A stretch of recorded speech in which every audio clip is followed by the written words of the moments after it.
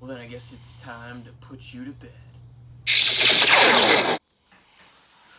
Oh, hey, Coach Lewis here, and in this video, we're going to talk about why we dream. Everyone dreams, whether you remember those dreams or not. Those dreams take place in a stage of sleep known as REM sleep, standing for rapid eye movement. Because during this stage of sleep, your eyes are darting back and forth underneath your eyelids. The other stage of sleep is known as non-REM sleep or non-rapid eye movement. This stage can be further broken down into 4 sections. During a night of sleep, you'll be going through all these stages of sleep in about 90-minute cycles, 80% of which will be spent in non-REM sleep, and the other 20% will be spent in REM sleep. Each stage of sleep serves its own vital purpose. Non-REM sleep is important for repairing and regrowing tissue, building bones and muscle, strengthening your immune system, and aids in working memory. REM sleep is important for learning, memory, processing emotions, and for brain development. So we know REM sleep is really important, but why does REM sleep compared with a vivid movie played out in your head? What is the purpose of dreams? The answer to that question is we don't really know, but we do have some theories.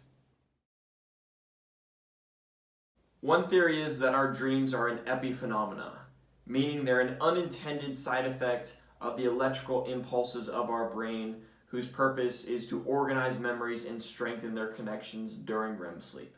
Think of a light bulb. The purpose of a light bulb is to give off light. But while a light bulb does produce light, it also gives off heat. The purpose of the light bulb isn't usually to give off heat, it's just an unintended side effect. The same might be true for your dreaming. A problem with this theory is that in nature, anything that doesn't serve a purpose gets evolved out. Another theory for why we dream could be wish fulfillment. You dream about what you want out of life, all of your goals and aspirations. For instance, I might be a coal miner during the day, but in a dream I could go from being a coal miner to James Kirk on the USS Enterprise saving the galaxy from alien threats. One issue with this theory is that dreams can be so bizarre sometimes that it can be difficult to see how this could actually relate to real life.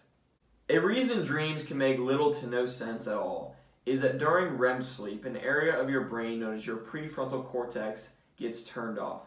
Your prefrontal cortex is responsible for rational decision making. So with this area no longer turned on, your dreams are left unrestricted to the rules of reality. Another issue with this theory is it's not testable, as we have no definitive way of knowing what someone is actually dreaming. Another theory for why we dream is to nurse our emotional health for problem solving and creativity. From experiments, we know that REM sleep helps with our emotional regulation and recognition.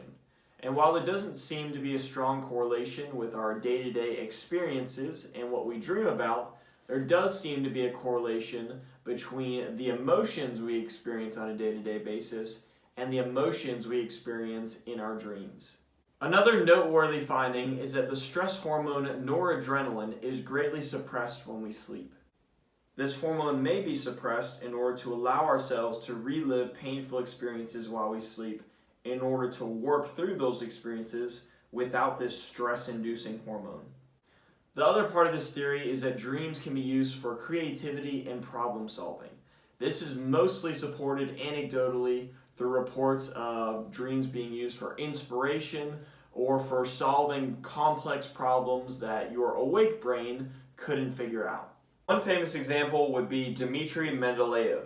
He is quoted saying, "I saw in a dream a table where all the elements fell into place as required. Awakening, I immediately wrote it down on a piece of paper." He later named this discovery the periodic table of the elements. Another example, Keith Richards, member of the Rolling Stones, would keep a tape recorder on his nightstand in order to record any inspiration he got for his music. He woke up one morning with the tape recorder being full, and after listening back to it, he realized he had sung out the opening lines to his soon-to-be hit song, Satisfaction. Even Thomas Edison would seek out the wisdom of dream sleep.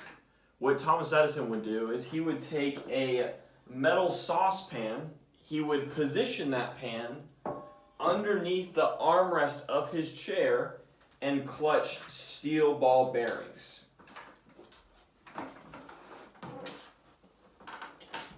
Now, what's interesting about REM sleep is that when you enter REM sleep, or this dream sleep, your body paralyzes itself. That's to prevent you from acting out your dreams.